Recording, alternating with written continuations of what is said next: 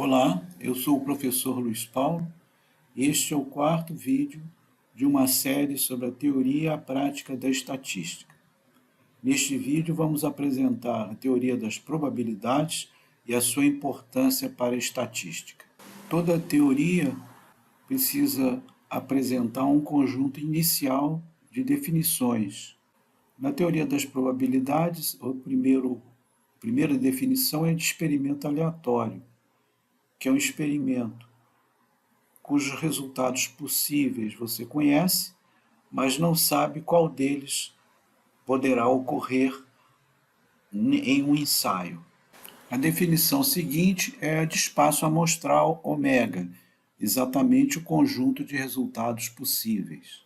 A terceira definição é de sigma álgebra X, que são todos os subconjuntos que você pode construir com o conjunto de resultados possíveis através de uniões, interseções e complementaridade. E, finalmente, a probabilidade P, que é a medida da chance do evento ocorrer. Kolmogorov, que é considerado o maior matemático do século XX,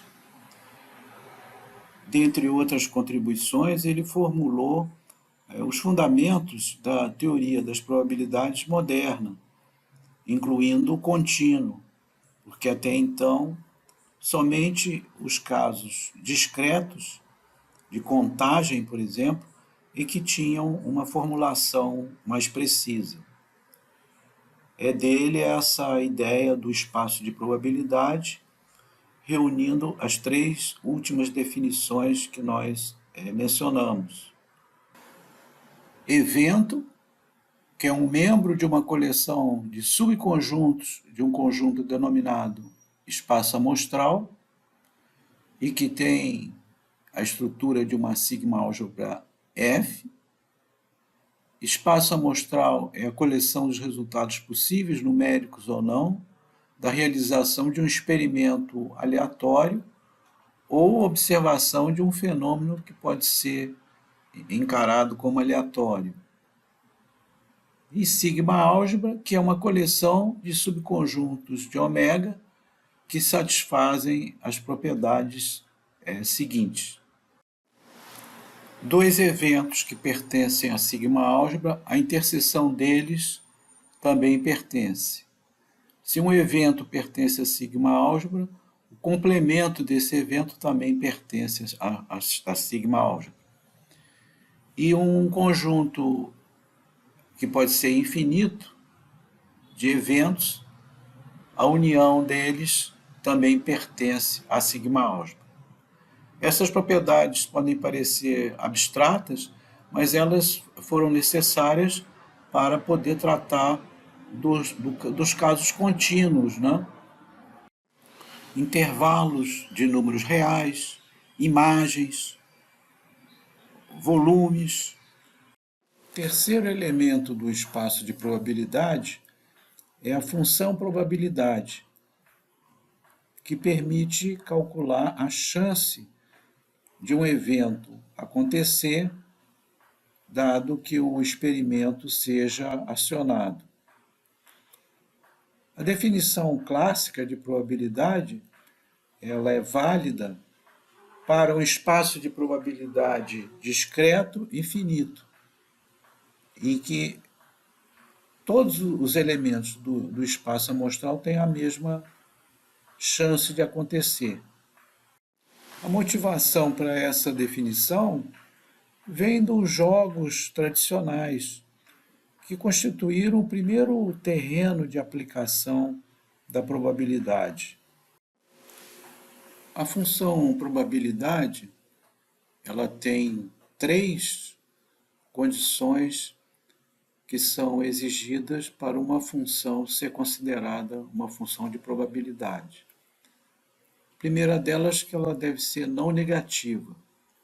A segunda, que ela tem um valor máximo, que no caso é 1, que ocorre se você tirasse a probabilidade de todo o espaço amostral, ou seja, alguma coisa sempre aconteceria quando você fizesse um ensaio portanto, a probabilidade seria 1, ou probabilidade certa.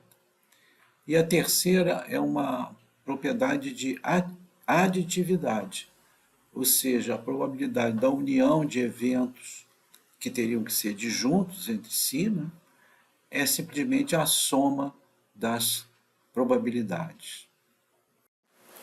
Em função desses axiomas, várias propriedades podem ser deduzidas e que auxiliam no assim chamado cálculo das probabilidades. A primeira delas é que a probabilidade do complemento de um evento é 1 menos a probabilidade desse evento.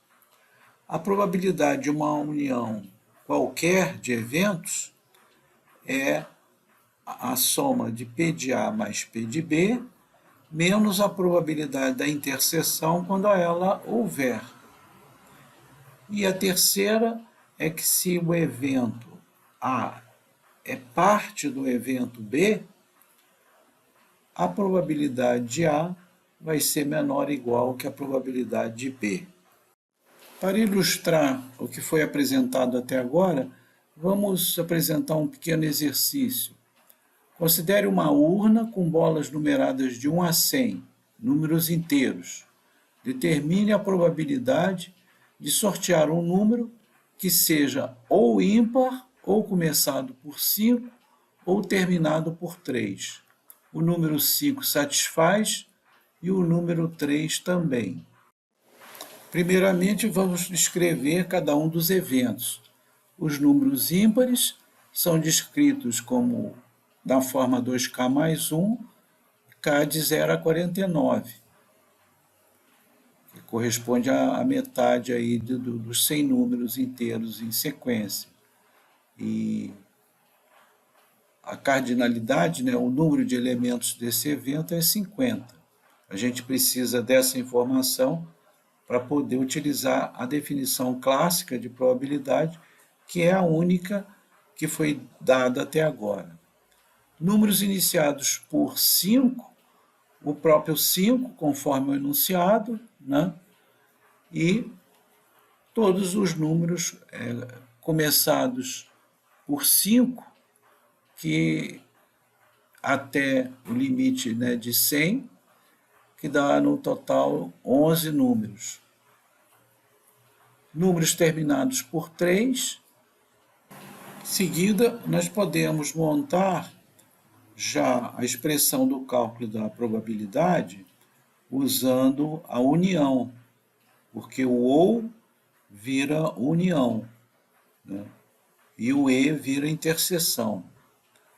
Só que agora a gente tem a união de 3 eventos, e nós só conhecemos, né,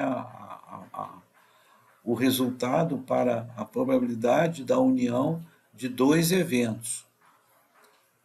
Isso se resolve com essa expressão que está desenvolvida no slide.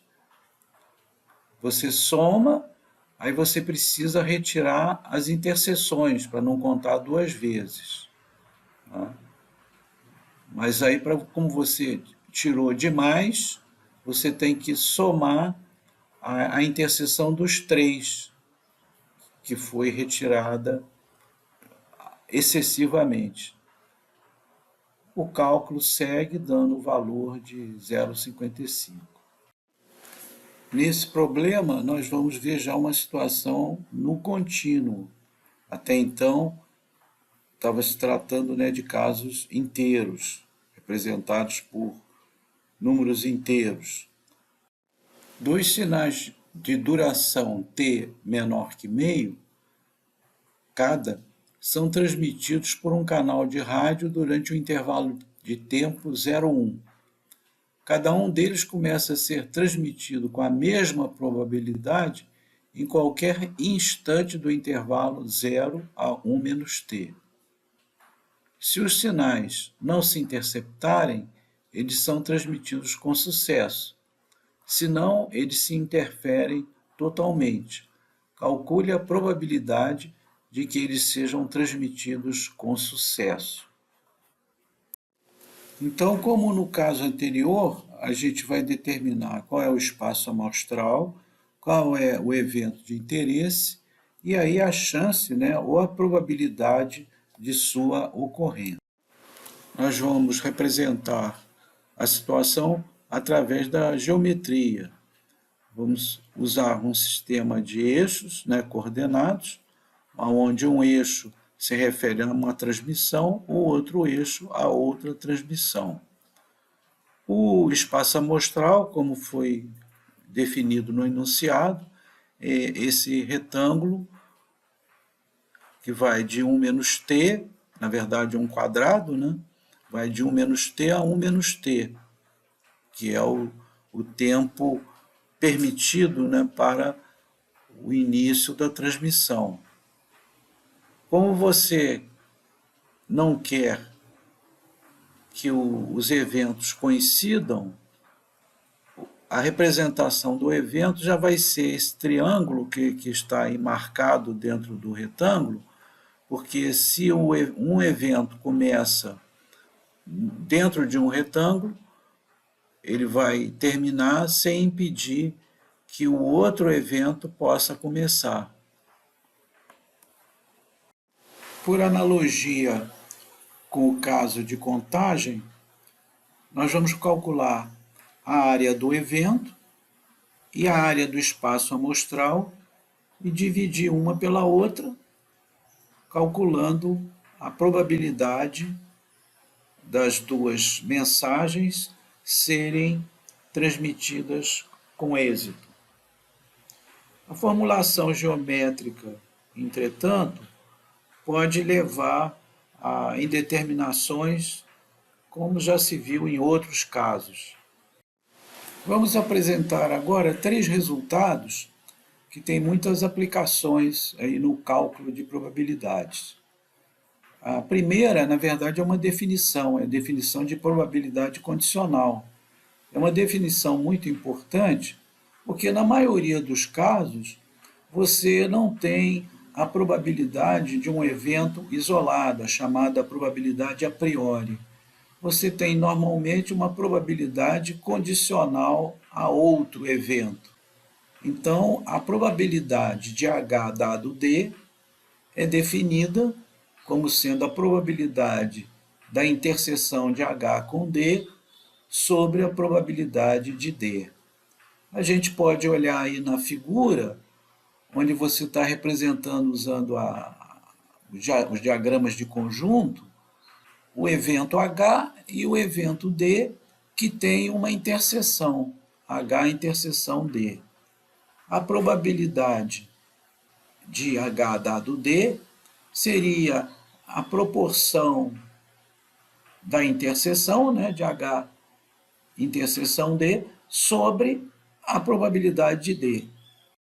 O outro resultado chama-se a fórmula do produto, que é obtida isolando, né, no segundo membro da definição de probabilidade condicional, a probabilidade da interseção e expressando essa probabilidade como sendo o produto da probabilidade condicional pela probabilidade do evento condicionante. A terceira fórmula chama-se fórmula da soma, e ela supõe que o evento A esteja decomposto numa união de N eventos disjuntos, cuja união é o evento A. E a probabilidade de A pode ser expressa como o somatório das probabilidades de cada interseção de A com os eventos AIs. Por tabela, também usando a fórmula do produto, a gente pode representar como sendo a probabilidade condicional de A dado AI, que multiplicado pela probabilidade de AI. O uso dessas fórmulas vai ficar mais claro em alguns exemplos que nós vamos dar em seguida. O conceito de probabilidade condicional também define o que sejam eventos independentes ou dependentes. 2 eventos independentes, A e B, então a probabilidade condicional tanto de A dado B ou de B dado A é igual a 0. Por outro lado, Se a probabilidade A dado B ou a probabilidade B dado A forem diferentes de zero, então A e B são dependentes. O exemplo seguinte visa ilustrar os conceitos aprendidos. Então, nós temos a seguinte situação: um restaurante apresenta dois tipos de refeição, salada completa ou um prato à base de carne. 20% dos fregueses do sexo masculino preferem salada, 30% das mulheres escolhem carne, 75% dos fregueses são homens. Considere os seguintes eventos: H, freguês é homem. A, freguês prefere salada. M, freguês é mulher. B, freguês prefere carne. No item A, pede-se a probabilidade de H, ou seja, a probabilidade do freguês ser homem, a probabilidade de A dado H, ou seja, qual é a probabilidade do freguês preferir salada, dado que é homem, e a probabilidade de B dado M, ou seja, a probabilidade do freguês preferir carne, dado que é mulher. O item A visa verificar a compreensão dos dados do enunciado. É muito comum o iniciante confundir a probabilidade condicional com a probabilidade da interseção. Obviamente, a probabilidade de H é 0,75 em notação decimal, ou 75% for notação percentual. Já a probabilidade do freguês preferir salada, dado que é homem, é igual a 0,2. Então, isso também vem do enunciado. 20% dos fregueses do sexo masculino preferem salada. E a probabilidade de B dado M, ou seja, a probabilidade do freguês preferir carne, dado que é mulher, é igual a 0,3 ou 30%. No item B é perguntado a probabilidade da interseção de A com H, ou seja, a probabilidade de preferir salada e ser homem. Veja a diferença em relação ao condicional, né? E a probabilidade de A, que é a probabilidade do freguês preferir salada. Essas informações não estão diretamente no enunciado e precisam ser deduzidas dele. Para poder calcular P de A, ou seja, a probabilidade dos fregueses preferirem salada, eu vou usar a fórmula da soma. Ou seja, eu já tenho probabilidade de A interseção H. Se eu tiver agora a probabilidade de A interseção M, eu tenho uma partição de A entre os fregueses homens e fregueses mulheres. Então, eu posso simplesmente somar as duas probabilidades e eu terei a probabilidade de A. Bom, a probabilidade de A interseção M é a probabilidade de A dado M vezes a probabilidade de M. A probabilidade de A dado M é a probabilidade de preferir salada, dado que é mulher. Ora, se 30% das mulheres escolhem carne, 70% necessariamente vão escolher salada. E a probabilidade de ser mulher, dado que 75% dos fregueses são homens, então 25% dos fregueses serão mulheres. Multiplicando em notação decimal, eu obtenho 0,175, ou 17,5%. Somando agora os 15% já calculados com 17,5%, eu acho 32,5%. Ou seja, a probabilidade de um freguês preferir salada é igual a 32,5% ou 0,325. A última fórmula que nós vamos ver, que é a fórmula de Bayes, é também a mais importante.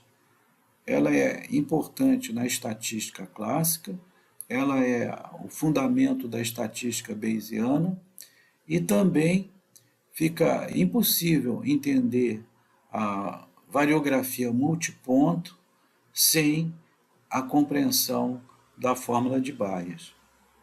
Portanto, vamos dedicar bastante atenção ao que ela nos traz. A contribuição central de Bayes foi a concepção de um processo de aprendizado com a experiência. Assim, a probabilidade P de H de um evento ou hipótese não é absoluta em si, mas à medida que novos eventos ou dados são conhecidos, ela pode ser atualizada. A fórmula de Bayes forma com uma hipótese é probabilidade de H dado D é igual à probabilidade de D dado H vezes P de H sobre probabilidade de D. A dedução é imediata. Os termos desta fórmula recebem denominações particulares que explicam a sua utilidade. P de H é a probabilidade a priori de H, representando o valor inicial desta probabilidade antes de se obterem dados ou outras evidências. A probabilidade de D dado H é a verossimilhança ou o impacto dos dados sobre H. Um baixo valor desta probabilidade reflete o fato de que as chances de H são baixas e vice-versa. P de H dado D é a probabilidade a posteriori de H, ou a probabilidade atualizada de H após a utilização de nova informação na verossimilhança. O exemplo seguinte ilustra a utilização da fórmula de Bayes no cálculo de probabilidades em um problema de blending em uma indústria. Uma indústria tem 3 máquinas, A1, A2 e A3, que produzem, respectivamente, 50%, 30% e 20% do número total de eixos que fabrica. A porcentagem de produtos defeituosos oriundos destas máquinas é 3%, 4% e 5%, respectivamente. Tomando por base essas informações, calcule as seguintes probabilidades. A. Se um eixo é escolhido ao acaso, qual é a probabilidade do mesmo não ser defeituoso? B. Seja um eixo escolhido ao acaso e que é defeituoso, qual a probabilidade de ter sido produzido pela máquina A1 ou A3? C. Se o eixo for defeituoso, qual a probabilidade de ter sido produzido pela máquina A1? Denotando A1 como peça produzida pela máquina 1, A2, peça produzida pela máquina 2, A3, peça produzida pela máquina 3, D, a peça defeituosa. No item A, é pedido que a probabilidade de uma peça não ser defeituosa. Então, vamos começar determinando qual é a probabilidade de uma peça ser defeituosa. Eu vou usar a fórmula da soma, e se eu conseguir calcular a probabilidade de A1 interseção D, de A2 interseção D, de A3 interseção D, a soma vai ser a probabilidade de D. Bom, eu não tenho diretamente a probabilidade de A1 interseção D, mas aí eu posso usar a fórmula do produto, né? E cada uma delas vai me dar a probabilidade de AI vezes P de D dado AI, para I igual a 1, I igual a 2, I igual a 3. Fazendo essa conta, isso dá 0,037, ou 3,7%, Logo, a probabilidade de não ser defeituoso, eu complemento em relação a 1, que dá 96,3%. No item B, nós aplicamos duas propriedades. A distributividade da união condicionada por um evento D, então, no caso, a probabilidade de A1 união A3, que significa a peça ser defeituosa oriunda de 1 ou de 3, pode ser escrita como a soma das probabilidades condicionais de A1 dado D e A3 dado D. Eu uso em seguida a fórmula de Bayes, que você inverte, né, o condicional, probabilidade de ser defeituosa, dado que veio da peça 1, é uma informação que eu disponho, vezes a probabilidade de, no sorteio, né, no teste, eu ter pego uma peça produzida pela máquina 1, a repetição aí da outra parcela é análoga, e as contas dão 0,68 ou 68%.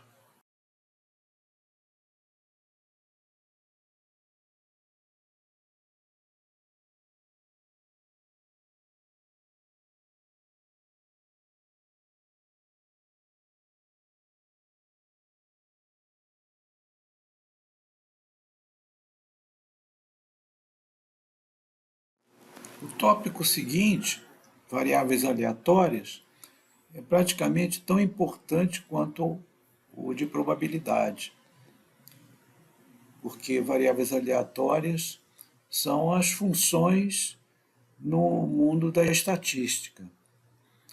Bom, vamos começar definindo o que é uma variável aleatória discreta. Ela é uma função, só que é uma função diferente das funções reais que a gente estuda no cálculo. A variável aleatória discreta é uma função do espaço amostral no intervalo discreto dos números inteiros. E a gente representa com aquela mesma notação das funções, ou seja, um evento qualquer, né, oriundo do espaço amostral, elevado em um número. A variável aleatória discreta pode surgir em diversas situações. Por exemplo, você associar a um evento, um acidente, o número de feridos naquele acidente. Você pode tratar isso como sendo uma variável aleatória, porque você não sabe deterministicamente quantas pessoas vão ficar feridas em um acidente. Acidente de automobilístico, por exemplo, ou um acidente num jogo de futebol, qualquer evento, né, que possa gerar acidentes e número de feridos nesse acidente. Temos aqui 4 exemplos de variáveis aleatórias discretas.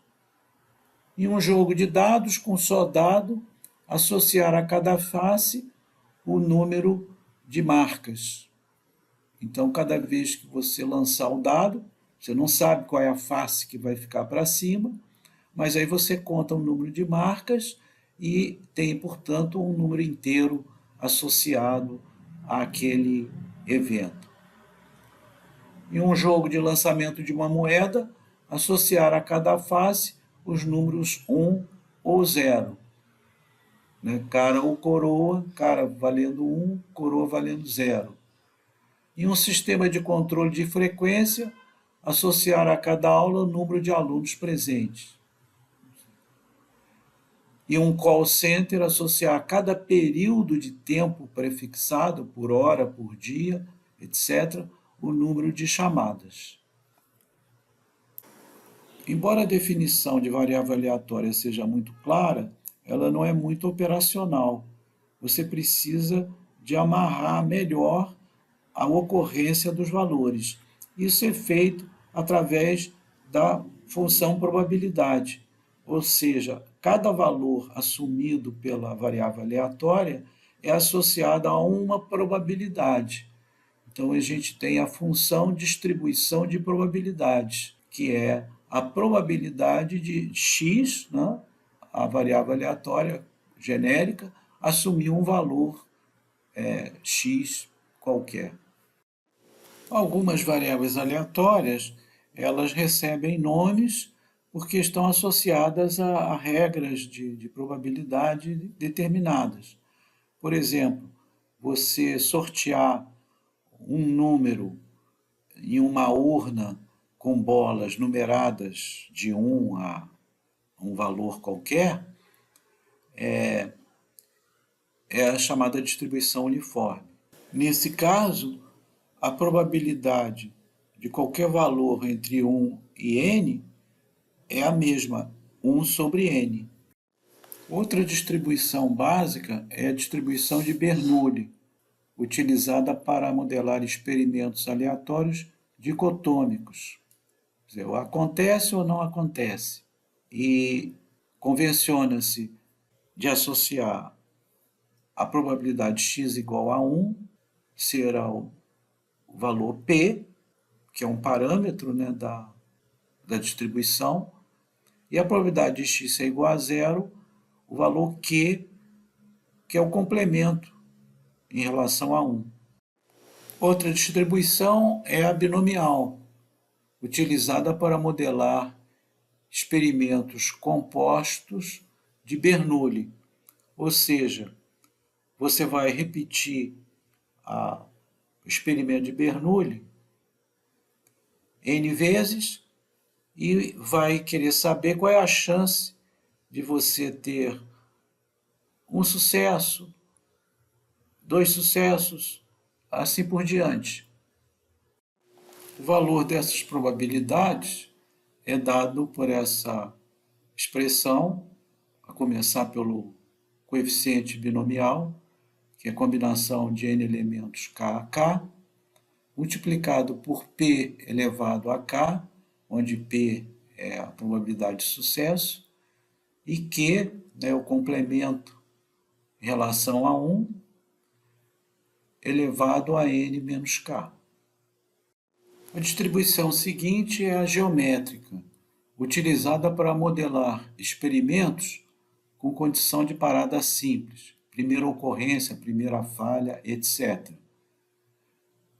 E a chance disso ocorrer na primeira tentativa seria P vezes Q, K menos 1, nesse caso K seria 1, então você ia ter a chance igual a P. Se você quiser saber a chance da primeira falha, digamos assim, ou primeira ocorrência, ocorrer na segunda tentativa, de novo você teria P multiplicando Q elevado a 2 menos 1, que seria 1, então seria PQ, e assim por diante. Essa distribuição pode ser generalizada para o caso de a segunda ocorrência ou a segunda falha, a terceira ocorrência, a terceira falha, aí você tem a que a gente chama de distribuição binomial negativa. A terceira distribuição dessa lista aí é a distribuição de Poisson, também muito importante, utilizada para modelar experimentos durante um intervalo de tempo contínuo, porém com um número discreto de resultados. Tá? Então, essa distribuição ela é híbrida aí, né? Você está considerando o período de ocorrência como contínuo, mas as ocorrências são discretas. E então a probabilidade, por exemplo, de haver K acidentes em um mês, a probabilidade vai ser calculada através dessa expressão, que é μ elevado a K sobre K fatorial E elevado a menos μ.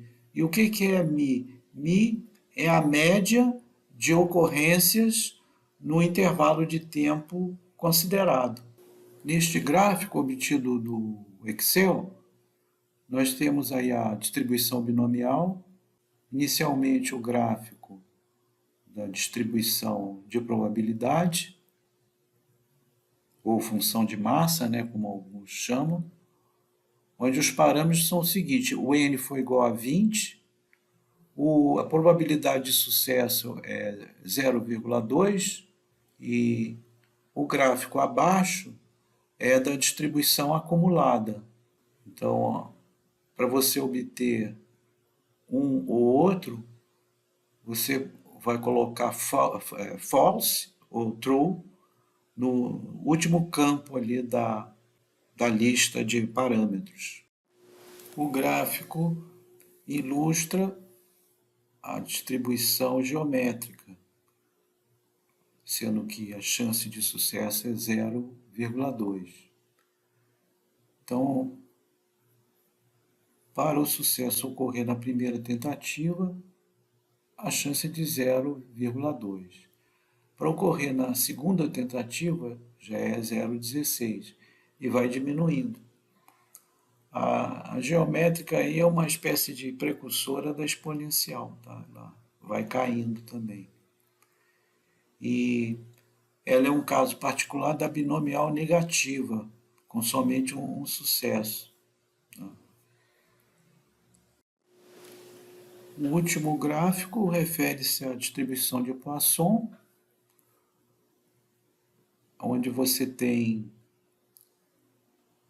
a média igual a 5, ou seja, na unidade de tempo considerada, a média é de 5 acidentes. E aí você vai calculando a probabilidade de não ter nenhum acidente naquele intervalo de tempo, 1 acidente, 2 acidentes, até 20 acidentes. Aí vocês veem que inicialmente as probabilidades são baixas e vão aumentando até chegar em 5 e depois começa a cair novamente. No gráfico de baixo, a distribuição acumulada, que você obtém colocando true no campo determinado pelo programa, e se quiser a distribuição de probabilidades ou função de massa, você põe false.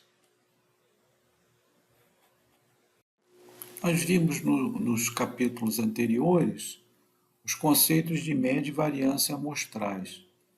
Vamos agora reintroduzir esses conceitos para variáveis aleatórias. Na estatística clássica paramétrica, a média e a variância, entre parênteses, populacionais, são parâmetros. Diferentemente das estatísticas, não variam, são os mesmos valores para toda a população. A forma de calculá-los vai mudar em consequência disso, pois ao invés de frequência, temos probabilidades. As definições são dadas a seguir. A notação é μ, né? Antes era x pequeno com uma barrinha em cima, né? Temos ainda a notação esperança de x, né, representada pelo E maiúsculo, de x maiúsculo, que representa a variável aleatória. E a fórmula para calculá-la. Observa que é um somatório, onde aparecem todos os valores assumidos pela variável aleatória, multiplicados respectivamente pela probabilidade da variável aleatória assumir aquele valor.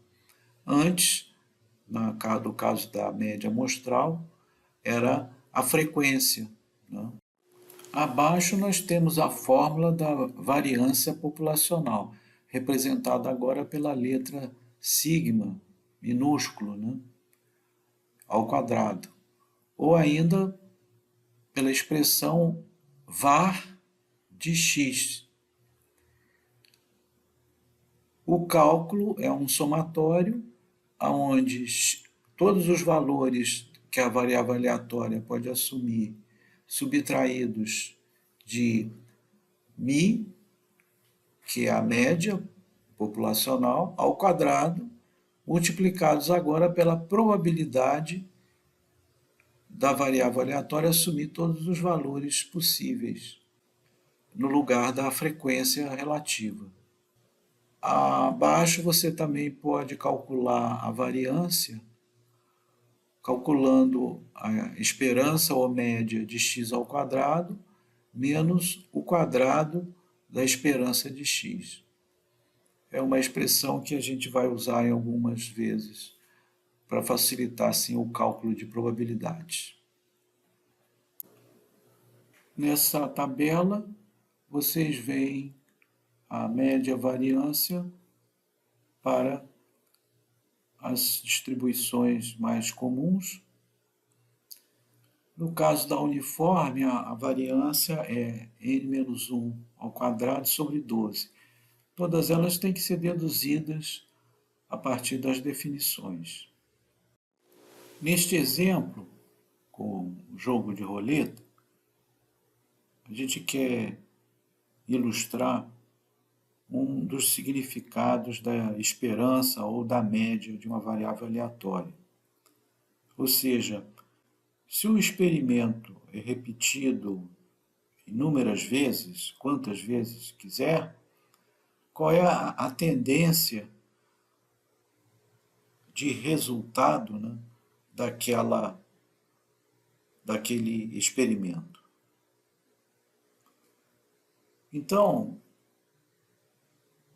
uma vez lido aí o enunciado, a gente construiu uma função de distribuição de probabilidade da evolução de ganhos e perdas de um jogador. Então para ele ganhar 35 unidades monetárias numa execução do experimento, num ensaio do experimento, a chance dele é de 1 sobre 38, dado aí a configuração da roleta. E ele perde uma unidade monetária em 37 sobre 38 vezes.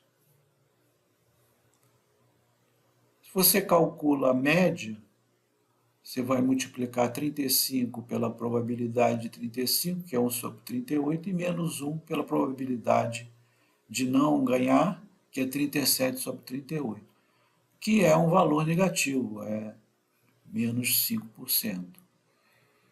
Então, é claro que todo jogo num cassino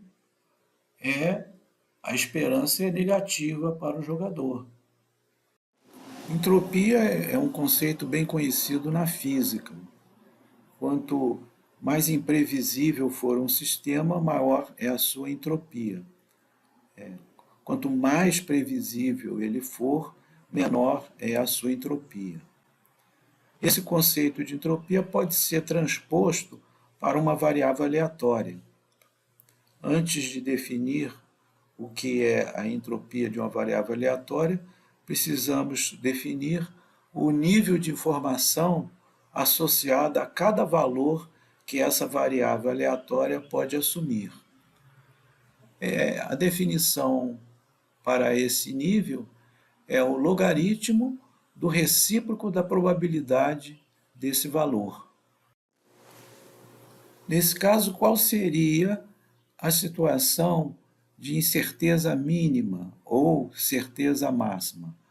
Bastava que a variável aleatória tivesse um valor com probabilidade 1, digamos o valor k, e os demais com probabilidade 0. Nesse caso, a entropia seria 0. Por outro lado, se todos os valores que a variável aleatória assumisse fossem iguais, ou seja, qualquer valor tem a mesma chance de acontecer, se teria incerteza máxima. E nesse caso, cada probabilidade seria o recíproco do número, né, de valores possíveis a serem assumidos. A mudança para variáveis aleatórias contínuas é uma mudança radical, porque agora você não fala mais na probabilidade da variável assumir um valor, mas de assumir um intervalo, de pertencer a um intervalo. E a maneira de calcular as probabilidades não são mais via contagem, mas via cálculo diferencial e integral. Então, a probabilidade da variável aleatória contínua pertencer a um intervalo AB é dado por uma integral de A a B da função densidade. Ou seja, agora a gente não fala mais em função de massa nem de distribuição de probabilidade. A gente fala de função densidade. Então é uma mudança muito grande. Nós vemos em seguida exemplos de 3 distribuições contínuas, com tanto a fórmula como o gráfico. A primeira delas é a distribuição uniforme, que é uma extensão da uniforme discreta, que nós vimos anteriormente. O gráfico agora é um segmento que corresponde ao intervalo AB, onde ela assume os valores com igual chance, né? O segundo exemplo é da exponencial, que é uma extensão da geométrica, e na formulação ela tem o parâmetro lambda. E o terceiro exemplo é a distribuição normal, né? uma distribuição muito importante aí dentro da estatística, com média, os parâmetros são a média μ e a variância sigma 2. Ela tem esse formato de sino e, de certa maneira, ela é uma extensão da binomial com P igual a 50% ou meio para um N elevado, ou seja, uma quantidade grande de ensaios. Os gráficos podem ser obtidos no Excel. Por exemplo, nós temos aí o gráfico da função exponencial com o lambda igual a 1. Como é que eu sei que o lambda é igual a 1? Porque para x igual a 0, a expressão da função densidade vai ser igual a lambda, exatamente no zero. Este gráfico é o gráfico da normal padrão, mas a distribuição acumulada da normal padrão. Normal padrão ela tem média 0, desvio padrão 1.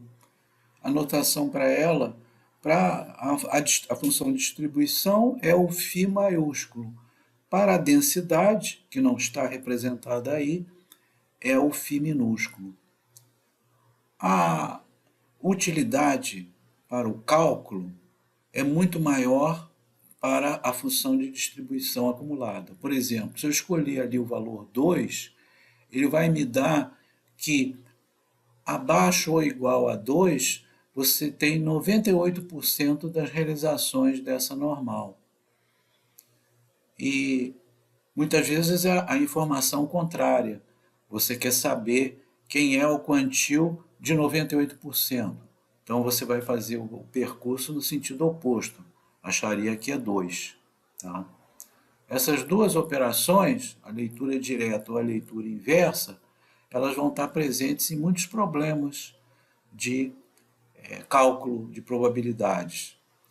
Veja que esses modelos teóricos de variáveis aleatórias, de distribuições, na verdade são modelos de experimentos aleatórios.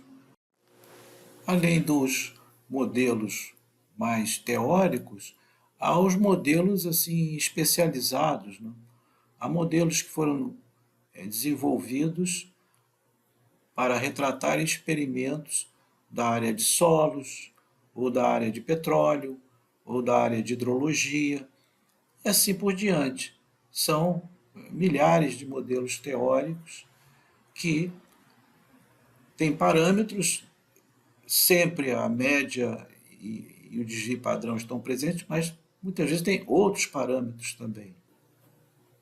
Bom, nesse gráfico, onde vocês veem só alguns pontos marcados, né? Mas na verdade é uma linha contínua, é o gráfico da densidade da normal padrão, né?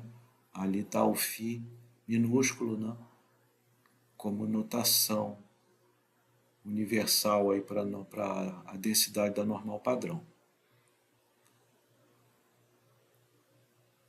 Na verdade, a função de distribuição acumulada ela é calculada a partir da integração da função de densidade, né?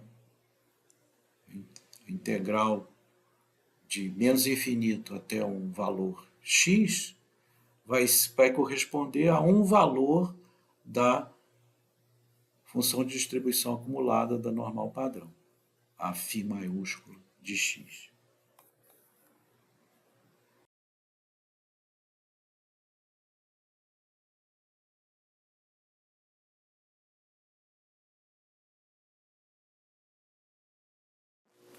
A média e a variância de variáveis aleatórias contínuas ou distribuições contínuas, ela é calculada não mais por somatório, mas por integração.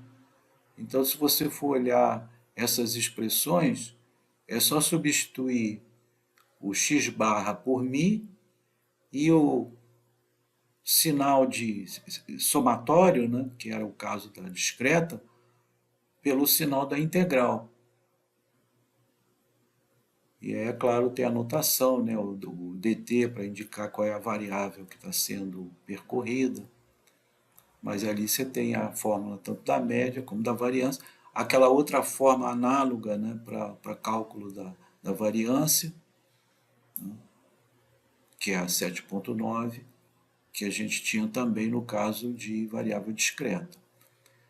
E no exemplo 7.9, alguns resultados da média e da variância. Nós não vamos fazer esse desenvolvimento, né? Mas isso aí é provado por cálculo integral, né? Que no caso da uniforme, a média dá esse valor, a variância dá esse outro valor, e assim por diante. O exemplo 7.10, que é sobre a distribuição uniforme contínua, pede no item A para construir a função de distribuição acumulada. Então, ela tem aquela fórmula de sigmoide, né? Só que poligonal aí no caso, né? Então, até menos 2 é zero. Depois de menos 2 até 2 vai crescendo linearmente até chegar em 1. Ou seja, qual é a probabilidade dessa variável aleatória ficar menor ou igual a 2? É 1, né? Porque todos os valores que ela vai assumir vão estar nessa categoria. E a partir de 2 o valor não muda, né? Porque qual é a probabilidade dela ficar menor ou igual a 3, a 5, a 10, a 100? É a mesma coisa que ela ficar menor ou igual a 2. E no item B, a gente tem o seguinte enunciado: a dureza de rochas em uma jazida segue uma distribuição uniforme, contínua, no intervalo de 50 a 70. Calcule a probabilidade de que uma rocha tenha dureza entre 55 e 60. Então, o que eu quero saber é a probabilidade de x ficar entre 55 e 60. Eu vou usar a função de distribuição acumulada, simplesmente vou calcular ela em 60 e vou calcular ela em 55 e subtrair uma da outra, tá? O que dá 0,25, ou seja, a probabilidade desejada é 25%. No exemplo 7.11, nós voltamos à distribuição exponencial, que já foi apresentada anteriormente, destacando o tipo de experimento para o qual ela é mais indicada, que é o caso de funcionamento de equipamentos. E por que isso? Porque ela tem uma propriedade em que ela é única, que é a propriedade de ausência de memória. Ou seja, um equipamento, durante o seu tempo útil, não interessa se você usou ontem ou vai usar hoje. O que interessa é o tempo que você vai usar. Não interessa se você começou a usar de manhã ou usou de tarde. O importante é o tempo, a duração. Você espera que ele tenha o mesmo funcionamento. Então, essa propriedade está formalizada aí na fórmula abaixo, né? Ou seja, a probabilidade de x ser maior que A mais B, dado que já é maior ou igual a B, é igual à probabilidade de x ser maior ou igual a A, né? Então, não interessa a origem, interessa a duração. No exemplo 7.12, nós voltamos aí a falar da normal padrão. E a notação, inclusive, para a normal padrão é a letra Z. E a função de densidade é representada com a letra φ minúscula e a distribuição acumulada é a letra φ maiúscula. Essa notação é universal.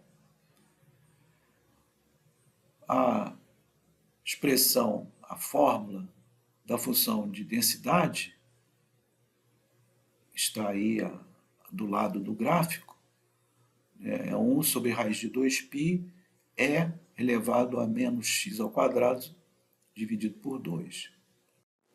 A normal padrão, ela tem uma propriedade que facilita muito o cálculo de probabilidades para qualquer elemento da família normal, variando a média e o desvio padrão, que está ilustrado aí na fórmula 7.10, que a probabilidade de uma normal x, que está representando aí pela letra x, ser menor ou igual que um valor x qualquer, é igual à probabilidade da normal padrão ser menor ou igual à padronização daquele x. Se fizer x menos μ, e onde μ é a média da normal x e o sigma é o desvio padrão da normal x,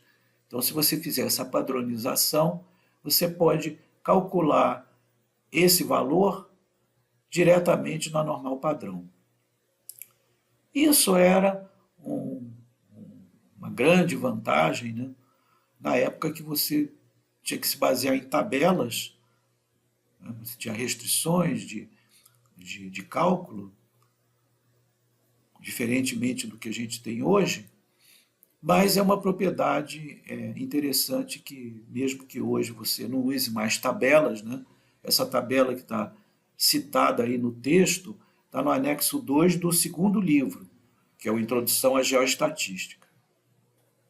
Mas hoje você já calcula isso direto. O Excel você não fica precisando olhar na tabela, fazer essa conta para calcular normal. Basta você dizer qual é a média e o desvio padrão da sua normal, e aí se você quer a densidade ou se você quer a acumulada, que ele te dá isso imediatamente. Mas fica aí o registro histórico.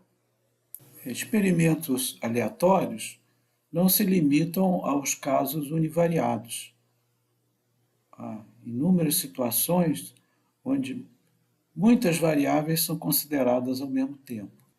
Para dar conta dessas situações, a teoria criou o conceito de vetor aleatório. Nesse curso, nós vamos ver só o caso bidimensional. Então, agora você tem dois espaços amostrais e um vetor, onde cada componente é uma variável aleatória. Você também pode ter o caso discreto e contínuo. Aqui a gente já está apresentando o caso contínuo. Exemplificamos com o caso de um vetor aleatório discreto, onde a variável x pode assumir 3 valores, de 1 a 3, e a y de 1 a 5. Ao invés da frequência, como seria o caso de uma tabela de contingência, aqui a gente tem a probabilidade de ocorrência desses pares, ou seja, o par x igual a 1, y igual a 1, tem a probabilidade de 1 sobre 15 de acontecer. Já o par x igual a 1, y igual a 2, tem a probabilidade zero de acontecer. Bom, e assim por diante. O que acontece na tabela de densidade conjunta, que é o caso aí, é que são sempre não negativos e a soma das probabilidades deve ser 1. Caso interesse recuperar as distribuições univariadas, isso é muito simples. A partir da densidade conjunta, você pode fazer a soma das probabilidades por coluna e você obtém a densidade de y. Por outro lado, se você fizer a soma das probabilidades por linha, você tem a densidade marginal de x. Outro conceito muito importante é o de densidade condicional, que é um análogo da probabilidade condicional. Só que, ao invés de a gente pegar só dois eventos, a gente está pegando para qualquer x, ou seja, x assume todos os valores possíveis dentro daquela variável aleatória, da definição daquela variável aleatória, e b é um dos valores que a variável aleatória y pode assumir. E então a gente tem a expressão 714, quando você quer fazer a condicional de x dado y, e você pode também fazer a condicional de y dado x. No caso aí foi escolhido x igual a a, mas pode ser qualquer um dos valores que ela assuma.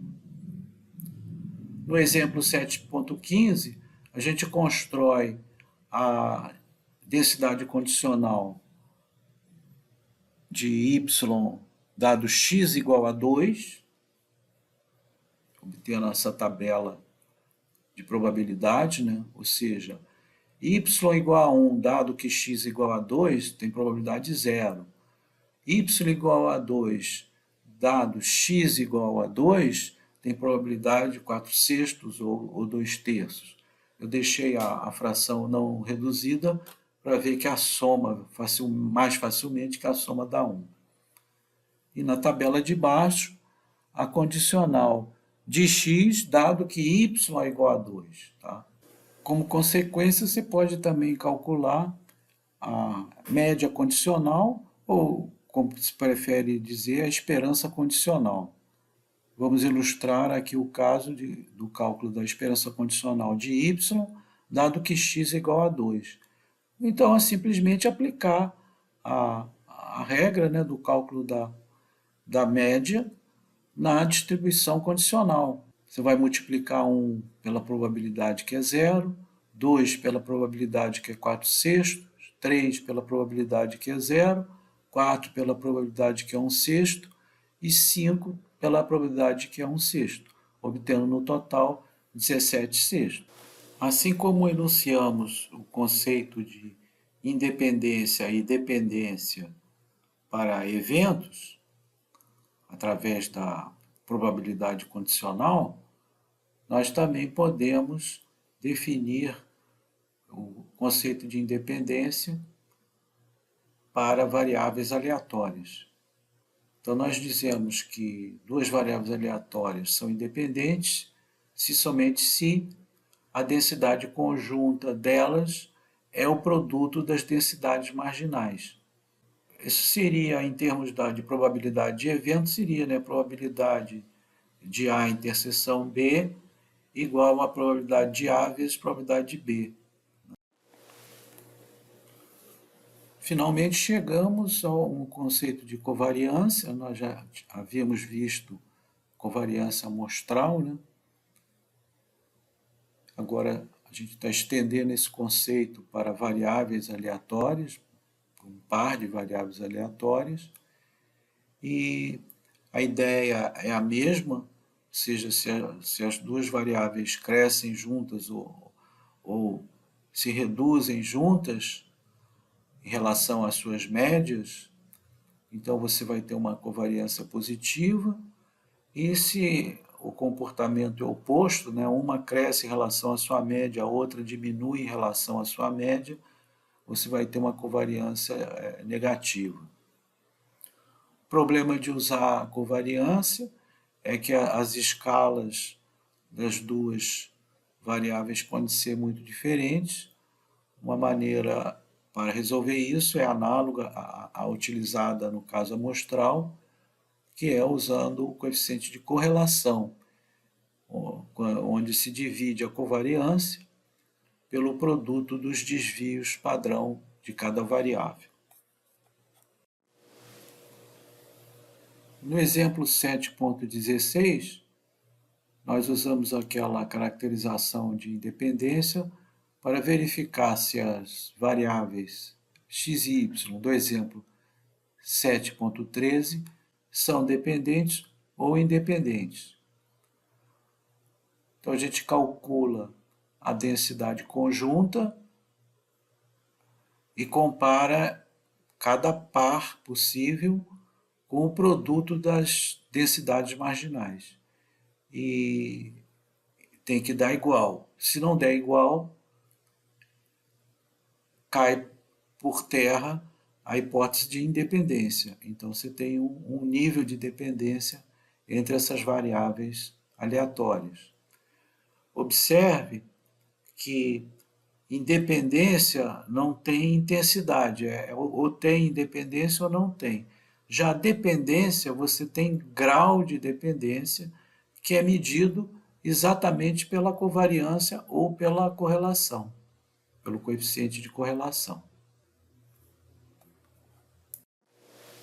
O exemplo 7.17 ilustra o cálculo da covariância entre duas variáveis, no caso do exemplo 7.13.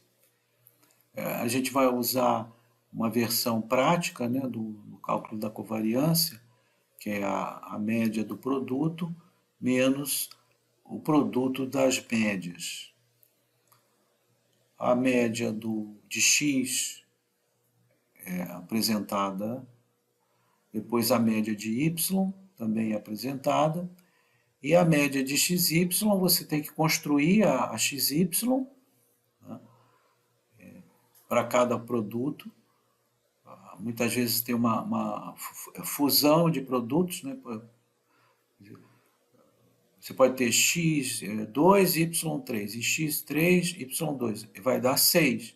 Aí você vai fundir as probabilidades. Então é feita essa consolidação e aí finalmente se calcula a covariância segundo a expressão, né, a média do produto menos o produto das médias dá o valor da covariância.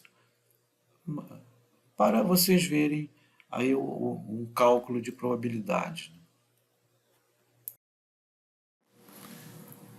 Então, para encerrar essa aula, vamos apresentar as operações entre variáveis aleatórias.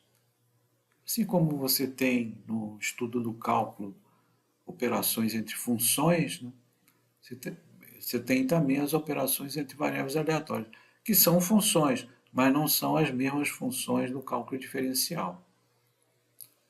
Então você tem um produto por uma constante. Então, se você pegar uma variável aleatória e multiplicar por uma constante, ela é uma variável aleatória e a média vai ser produto da constante pela média de x, e a variância do produto da constante por x é c ao quadrado pela variância de x. Você pode somar uma constante, então, você tem uma variável aleatória, soma uma constante, a esperança dessa nova variável aleatória é a esperança de x mais c, e a variância não se altera. Duas variáveis aleatórias podem ser somadas, a soma, a esperança da soma é a soma das esperanças. Se elas forem independentes, a variância da soma é a soma das variâncias. Se elas forem dependentes, a variância da soma é a soma das variâncias mais duas vezes a covariância de xy, que pode ser um valor positivo ou negativo, dependendo do tipo de dependência.